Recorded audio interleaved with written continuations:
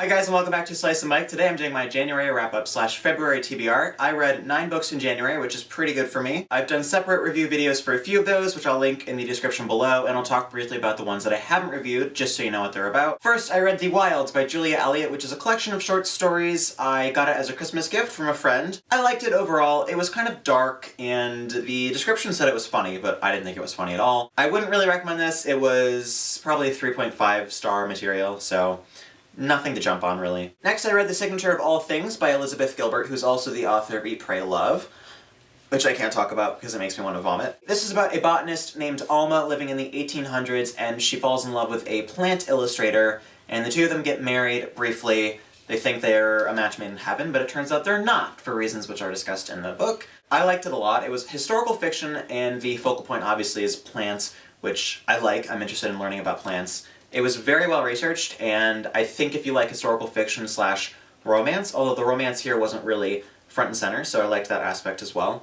I think if you like those things, then you'll definitely like this as well. Next is a book called The Alchemist by Paulo Coelho, I don't know, and it was not my cup of tea, I have to say. It's a book about a young boy who goes off in search of treasure in Egypt, and he's from Spain, and it's supposed to be about embracing your destiny and realizing that there's nothing holding yourself back in life except you. Which is sweet, but I don't fully believe that that's the truth in reality, and I think the book kind of glossed over some things in life that hinder us from following our dreams. This is not really something I'd recommend to anybody. It was a quick read, so if you're looking for something to pave the way between two better books, pick this up, but I wouldn't really say it's something you have to read this year or ever, for that matter. Next, I read the first 2 books in the Inheritance cycle by Christopher Paolini. This is Eragon and Eldest. To summarize, I didn't like Eragon because of the world building, which I felt like overtook the story, and I didn't like the characters or the storyline, which was kind of a ripoff of other famous works of fantasy. But I did like Eldest because I felt like Paolini was finally making the world his own, and he introduced a few more characters which were more interesting than the main characters, in my opinion.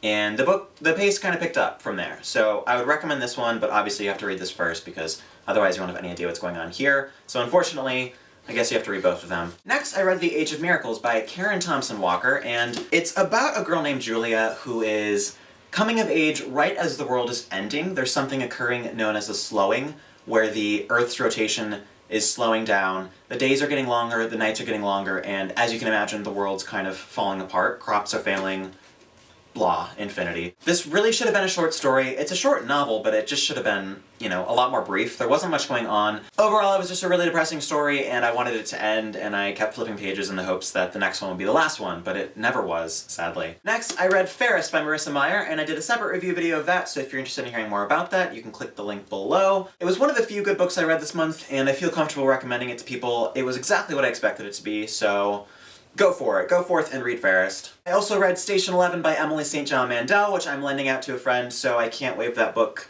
awkwardly in front of my face. And I did a separate video of that review, so if you want to hear more about that, you can link to it below. And that's it for all the books I read in January. Onward to February. The first 2 books I plan to read this month are Red Rising and Golden Sun by Pierce Brown. These are very buzzy books, and I'm interested because it's compared to The Hunger Games, which I'm not a huge fan of, sorry, and Game of Thrones, which I am a huge fan of, so it could be a mixture of good and bad things, and I'm excited to read it. I also plan on reading the next book in the Inheritance cycle, which is Brissinger by Christopher Paolini. We'll see if I can get the whole way through it. It's like 650 pages! Books are too long.